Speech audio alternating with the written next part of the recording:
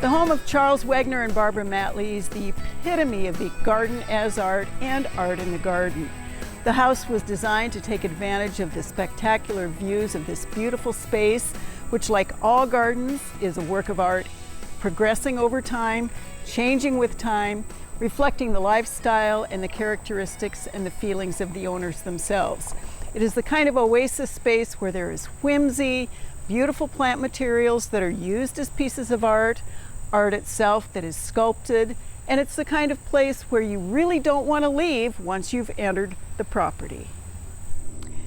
The intrigue of a garden is in the paths and the way they lead people into and through the spaces, and then what you might discover at the end, if indeed there even is an end.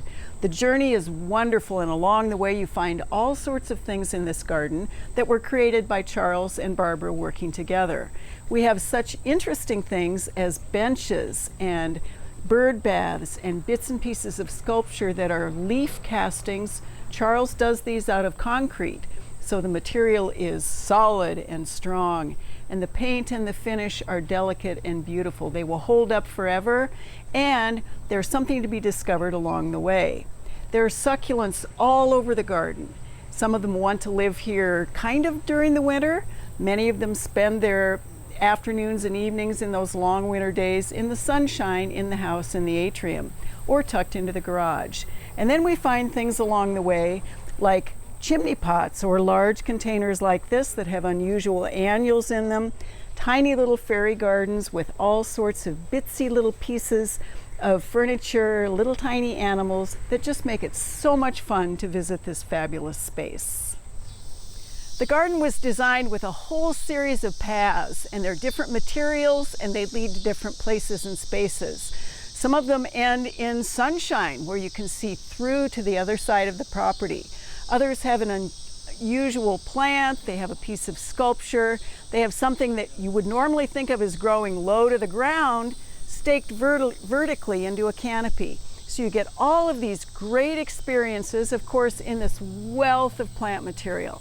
Different textures, different colors, things that are evergreen, plants that are deciduous, plants that are going to change with the seasons. So as you walk through the garden, whether it is winter or spring, you get a totally different experience. People look at a garden like this and they think the management of it is just going to take forever and be overwhelming.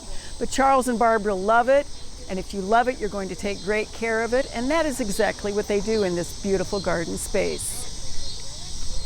One of the things that really works so well in this garden space is how hard materials meet soft materials in really different combinations. Who would ever think to use monster big old boulders and then combine everything from rhubarb to dinosaur kale to a monster old banana with the fine texture of an evergreen on standard. So if you look at how this would change, or think about how this would change in the winter months, the banana disappears, the rhubarb goes to bed, the kale is maybe still there, depending on whether they have eaten it, and then the evergreens make it a little bit more of a quiet space. This is a great garden, the reflection of the people who live here and love this space and invite others to enjoy it as well. You can't ask for anything better than art meets the home, meets the people, meets the garden.